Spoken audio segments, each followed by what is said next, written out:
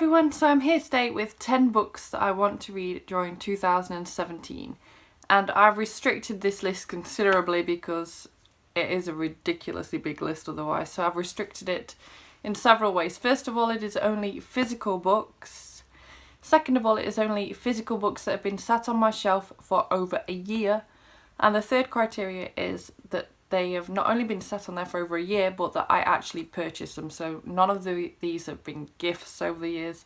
None of them have been ones that I've won from giveaways or anything like that. So these are 10 books that I've purchased, some of which quite a long time ago, that I really want to get to this year. So first off, we have An Instance of the Fingerpost by Ian Pears. And I have had this. I actually remember buying this not long after I finished university, so I'd have been about maybe 22, so I probably had this about 8 years, maybe best case scenario 6 or 7 years. So I need to read this. This was recommended to me by one of my university lecturers as being a fantastic read. She thought it would definitely be my cup of tea, and so being an obedient student, I went out and bought it, and here we are with it still unread. And I think the main reason why I've yet to actually pick this one up is because it's just such a thick book.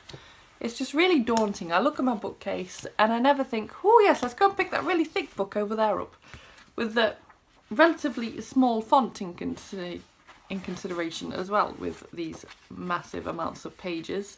This book is nearly 700 pages long. So I'll be in for quite a long read with this one, as it is a historical fiction set in the 1660s in Oxford. And so, historical fiction, my cup of tea. I need to read this. The next book we have is one that I've not had for quite that long. I want to say I probably had this one maybe 3 years or so. I bought it on a bit of a whim. Actually, no, would it be 3 years? Would it be 5 years? What's the publish date? Okay, so this was published in 2006, so I could have potentially have had this 11 years. I don't think I got it when it was new though, so it's easily going to be 5 years, isn't it? Anyway, that is The Interpretation of Murder by Jed Rubenfeld. And this one was one that I picked up on a real whim. I walked into a bookshop and I had one of those feelings where, you know, when you walk into a bookshop and you want to buy a book, you don't know what book to buy, and for once in your life you can't think of any books that have been recommended to you. So I saw this and saw that it had been winner of Richard and Judy's book club, and I thought, that's probably a good read.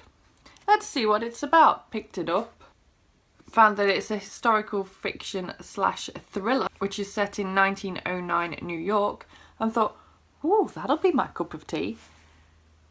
And yeah, it probably will be, but it has been sat on my bookshelf ever since. So another one, I need to read this.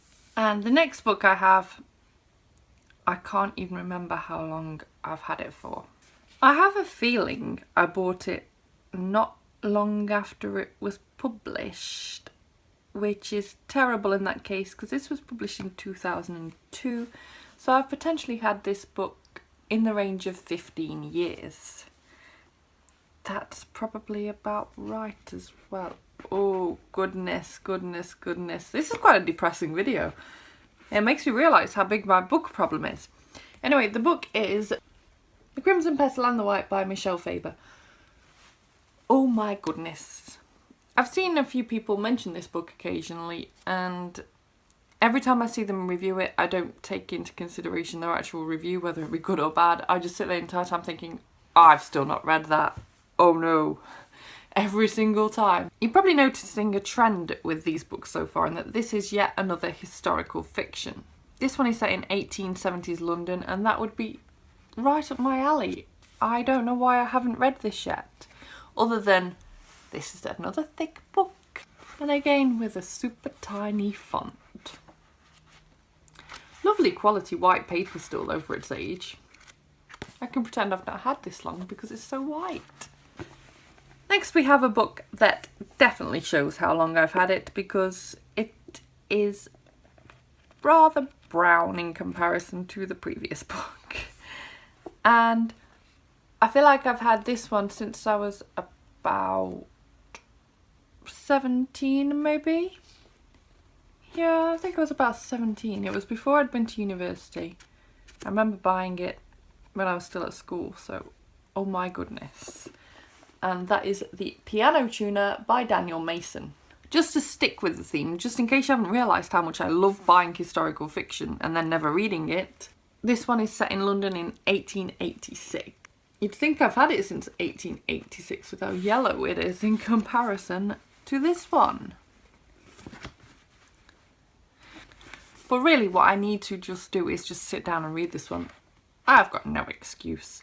This one isn't particularly long in comparison to the rest at author's note, so less than 350 pages. The font is a little small, but nothing in comparison to some of the others where I've got over 500 pages to plough through, so why have I not read this one yet? Chase me up if I haven't read it by the end of the year. Next, we break the theme a little bit. This one isn't a historical fiction, this one is a memoir, and it's the second by this author. I read the first one ages and ages ago. I've also seen the film, and I loved both, and that is why I bought this sequel, and I don't know why I haven't read it. Shoot me. The book is Tis by Frank McCourt. So the first book is Angela's Ashes. I own it somewhere, but I don't think it's on my bookcase, which makes me wonder what on earth I've done with it. Because I would like to reread it ideally before then picking this one up. I'm not sure whether this one picks up exactly where Angela's Ashes left off or whether there's a few years difference, but either way, I think this one follows Frank McCourt's life into adulthood. And as I said, I really enjoyed the first book. I thought it was heart-wrenching and a really difficult read at times, yet captivating, interesting, insightful, and so I thought I've got to read this one. I could use the excuse that I need to find Angela's Ashes before I read this one. That would be a plausible excuse, but no. I really need to get to this because I've owned this for... Again, I would be surprised if it is less than 10 years. Next we have another one of my spur of the moment purchases, because obviously I don't do that very often with books, do I? And that is Oryx and Crake by Margaret Atwood. I never even bothered to take the sticker off this, which annoys me a little bit. I'm going to have to go through all my books at some point and take all the stickers off. But this was a spur of the moment purchase because I think I might have bought this in my final year at university. In my final year at university, I did a dissertation on 1984, The Handmaid's Tale and A Brave New World, and how women were reflected in those societies or something along those lines. And so as I was reading The Handmaid's Tale, it was probably my third or fourth read by that point, let's face it, it's one of my favourite books, I thought I need to check out some more Margaret Atwood. And so someone recommended this one to me at university, so I went out and bought it with really good intentions of reading it. I didn't read it. I still haven't read it. I'm not really sure what this one's even about. It's Margaret Atwood though. I love Margaret Atwood. I need to read this. Next we have one that I have not had for quite so long, which is a yay moment.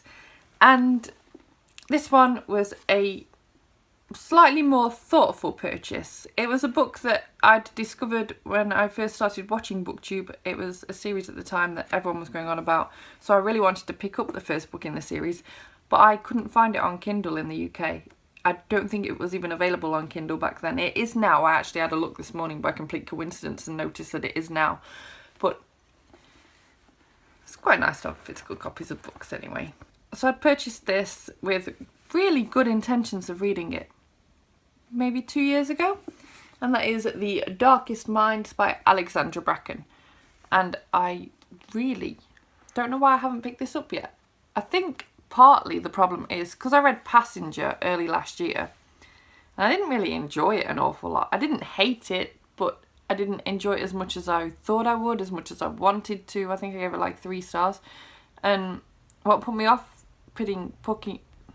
what's put me off a little bit with Alexandra Bracken is the fact that I wasn't overly keen on her writing style for all of Passenger. Some of it I was okay and I felt like I was settling into it, but then other times I just felt really disjointed from her writing, and so Ideally, I should probably have picked this up before Passenger anyway, in terms of timescale, because I'd have already owned this over a year by that point. But now it's just always in the back of my mind of, oh yeah, that's by that author whose book I didn't love as much as I thought I would, so I haven't picked it up still. I want to read this. I have heard great things about this series, and I can't do anything else about getting through the series until I read this. In similar vein, another book that was popular on BookTube, and so I bought at the same time as The Darkest Minds, was Dorothy Must Die by Daniela Page. And this one, I actually heard quite good things about the first book, but then the rest of the series I heard quite bad things, to be honest. And so I've never rushed to pick this one up, because I've thought, what if I love this one and then I want to read the rest of the series and think it's rubbish? And so I've just avoided doing so. It's still relatively new on my shelves, though. As I said, I've had these both a couple of years at most, so there are more pressing books to get to. I want to say I've had this next book about... Wait, why am I even trying to guess? I definitely got this one not long after it had been published, because I've got it in hardback and remember it coming out. When was this published? Ooh. I've had this book 10 years. And that is On the Edge, My Story by Richard Hammond. And I picked this up because I've always enjoyed watching Top Gear, or indeed now I enjoy watching The Grand Tour. Richard Hammond is probably my favourite out of the bunch, because I just find him quite funny and interesting. And so when he had his accident, I was really sort of keeping up in the news about reading about him. And then as he started to recover and this came out, I thought, I need to read that. I think it's going to be a really interesting read. And it probably will be an interesting read if I ever get round to it. It covers his life before the accident, it covers his life during the events, and also his recovery and a little bit after. So it's got a good chunk of time covered in here. It's got some wonderful images in here too. Oh my goodness. Oh wow, they all look so young there. So yeah, I need to read this. This is one I definitely want to get to sooner rather than later this year. I've had it 10 years and I must have paid a decent amount because it's hardback. Finally, we have the most recent book that I actually purchased out of the whole lot. But this one is also a hardback, so I should probably get to it sooner rather than later because I did pay a rather good chunk of money for it. And that is another Margaret Atwood book called The Heart Goes Last. And I got this from Foyles when I went there, when I went to London in 2015. And it's a signed edition, which just makes me so happy because, as I've mentioned, she is one of my favourite authors. And it just makes me so happy to own a signed edition of one of her books. I did pay an awful lot for this though, because it is from Foyles and it is hardback and it is expensive from there. So despite the fact that this is actually the newest book in the pile, I really want to get to this one very soon too. And that brings me to the end of this awfully depressing pile. I've got a lot of historical fictions in here and I really should be wanting to dive into those sooner rather than later because I love historical fiction. I've got 2 books by a favourite author. I've got an autobiography that I have been desperate to get to for 10 years. I need to read these books. Because 2017 is the year where I want to read what I want to read. I don't want to put too much pressure on myself with these, but at the same time, I do really want to read them all. So I'm thinking, there are 12 months this year. We are already partway through one of them, so we'll just forget about January. But wouldn't it be great if I could read at least one of these books during each month of the rest of the year? And that still gives me a spare month for if one of the longer ones takes me ages, or if I just find a month where I don't want to pick any of them up. And yeah, this is going to be my very casual goal. Maybe I'll just be in the mood to read loads of them one month and get loads of them out of the way, wham bam. But yeah, otherwise, one a month, that is doable, hopefully. So thank you so much for watching this perhaps quite long video. If you have read any of these books, or if you want to recommend me even more books, or if you want to recommend which one of these I should start with because you have read one and think it's just the most fantastic book in the world, drop me a comment down below. If you like this video, please give it a thumbs up. Subscribe if you want to see more book reviews and other bookish content from me. And I will see you on Sunday with yet another book haul. Goodbye!